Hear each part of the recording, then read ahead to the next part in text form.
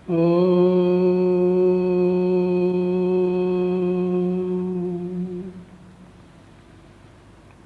यो हो वै श्रीरामचंद्र स भगवान अद्वैत परमानंदात्मा यत्परब्रह्म भर्भुवस्सः तस्मै वै नमो नमः।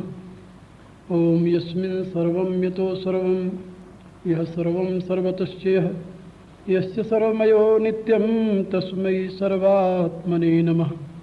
तस्मै सर्वात्मने नमः। ओम। मेरी प्रिय आत्माओं, आप लोगों को मैं पहले बताया हूँ कि शाश्वत सनातन धर्म का मूल आधार त्रिविध विज्ञान है। वर्तमान में जिसे हिंदू धर्म के नाम से जाना जाता है। यह हिंदू धर्म विश्वास पर नहीं, विज्ञान पर प्रतिष्ठित है। इसके दो मूल स्तंभ हैं, श्रुति और स्मृति। श्रुति और स्मृति के आधार पर इस धर्म की प्रतिष्ठा हुई है। जो प्रत्यक्ष धर्मा ऋषि उस परम तत्व का साक्षात्कार किए हैं, उनकी वाणी को श्रुति कहते हैं। लेकिन जो संप्रज्ञात समाधि को प्राप्त हुए ऋषि अपने अनुभव के आधार पर जीवन विकास की विधियां को समझाए हैं, विधान को समझाए हैं, उन ग्रंथों को स्मृति कहते हैं। विशेष रूप से श्रुति और स्मृति में यही अंतर है। यद्यपि गीता के विषय में उसकी पुष्पांजलि में उपनिषद शब्द का प्रयोग हुआ है, लेकिन फिर भी विद्वानों ने गीता को स्मृति रूप में ग्रहण किया है, क्योंकि महाभारत का अंश होने के नाते उसे ये पदवी दी गई है। मेरे विचार से गीता उपनिषद है, रहस्यमय विद्या है, वह ब्रह्म विद्या है, वह योग शास्त्र है, और उसे मेरे विचार से वही स्थान प्राप्त है जो श्रुति को है।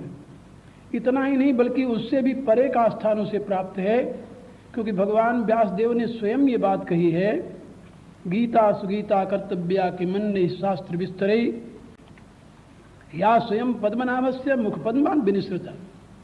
गीता को यदि भली प्रकार अध्ययन कर लिया जाए तो अन्य विस्तृत शास्त्रों की आवश्यकता नहीं रहती, क्योंकि यह तो स्वयं श्री पद्मनाभ श्रीमन नारायण के मुखारबिंद से विनिसृत उनकी वाङ्मयी मूर्ति है।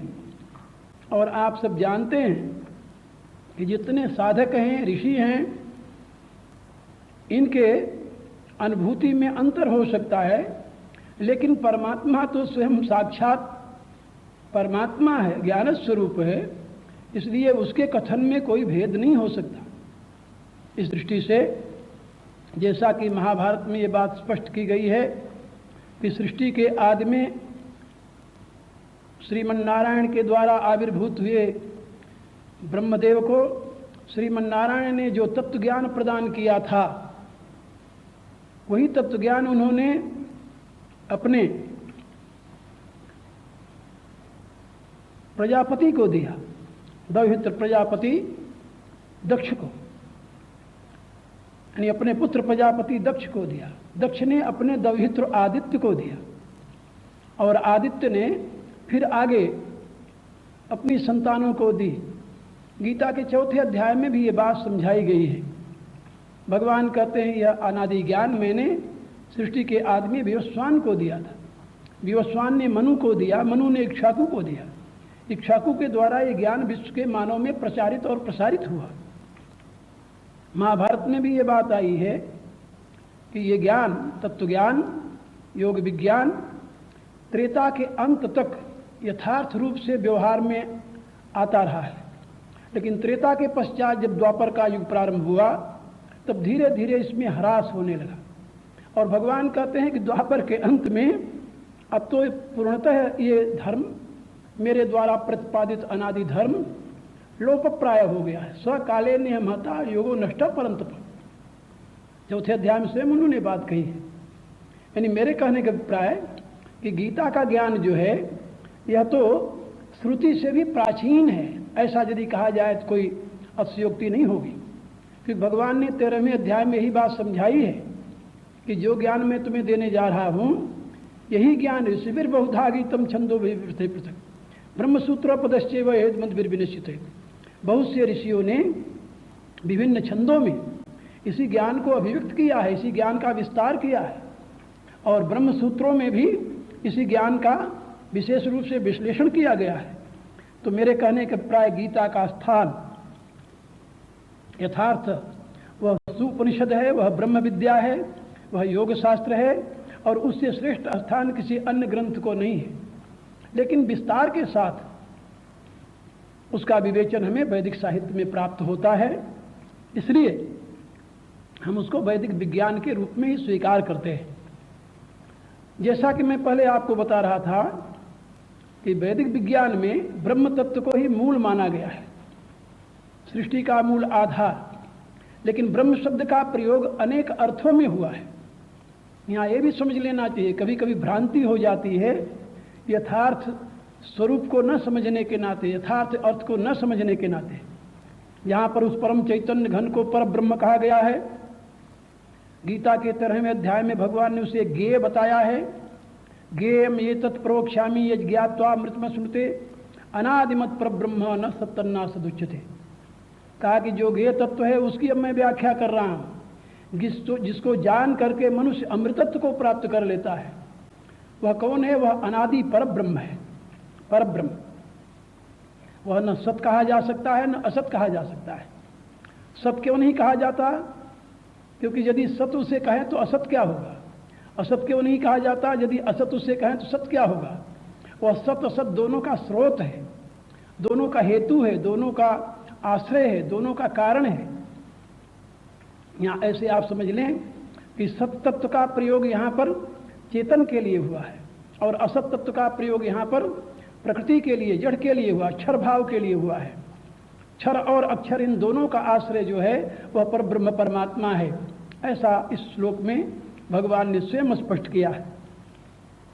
अब इसी बात को आगे मैं आपको फिर बता रहा हूँ कि जहाँ पर उस परम चैतन्य घन को पर ब्रह्म कहा गया है वहाँ पर उसके आश्रित रहने वाली प्रकृति जिसके द्वारा ये अनंत ब्रह्मांड का सृजन होता है उसे महद ब्रह्म कहा गया है।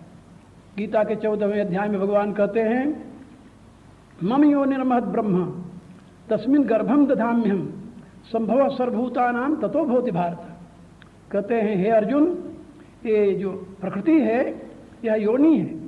मेरी प्रकृति जो है महद ब्रह्म ये योनि है, इसमें मैं गर्भ धारण कराता हूँ और उसी से असंख्य जीवों का, अनंत जीवों का आविर्भाव होता है। कहने का अभिप्राय कि जहाँ वह परब्रह्म शब्द से अभित होता है वहीं पर उसकी परा प्रकृति, उसकी अचिंत प्रकृति जिसके विषय में श्रुति कहती है पराश शक्तिर्वृद्धि श्रूयते स्वाभाविकी ज्ञान बल क्रिया च। परमात्मा की ज्ञानमयी, क्रियामयी, बलमयी शक्ति जो है त्रिगुणात्मिका प्रकृति वो महद ब्रह्म शब्द से अवबोधित होती है। वह परमात्मा परब्रह्म है, उसकी प्रकृति महद ब्रह्म है और उसके संयोग से उत्पन्न होने वाला ये जो विराट पुरुष है ये ब्रह्म है। इसके लिए ब्रह्म शब्द का प्रयोग किया गया है। उपनिषदों में ब्रह्म शब्द का प्रयोग किया गया है। तस्मात् एतद् ब्रह्म नाम रूपम अन्नम च जायते, ऐसा उपनिषद घोषित करती है कि उसी से ये ब्रह्म उत्पन्न हुआ, रूप, अन्न और नाम उत्पन्न हुए। तो नाम, रूप और अन्न ये सब उसी पर ब्रह्म से आविर्भूत हुए हैं। तो इस विराट पुरुष को ब्रह्म कहा गया है। इसके मूल आधार प्रकृति को महद ब्रह्म कहा गया है। उसके प्रकाशक परमेश्वर को, परम चैतन्य घन को पर ब्रह्म कहा गया है। लेकिन इसके साथ ब्रह्म शब्द से और भी एक तत्व अभिहित किया गया है, वह है वेद। वेद माने ज्ञान। ज्ञान राशि को भी ब्रह्म कहा गया है। उसको नाम दिया गया शब्द ब्रह्म। वो शब्द ब्रह्माति वर्तते जहाँ पर गीता के 6ठे अध्याय में है